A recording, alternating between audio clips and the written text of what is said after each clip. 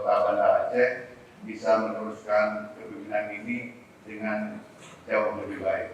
Yang penting bagi kalian anak muda bagaimana merajut komunikasi ini. Kita sudah kenal, ada yang lebih tua, ada yang dari kawan, ada yang dengan sejawat, tapi menggabungkan tidak hanya anak muda, tapi yang para senior yang sudah lebih senior di sini itu bukan kerja mudah. KNPI Kota Banda Aceh pada tanggal 3 Agustus 2024 dengan resmi saya buka.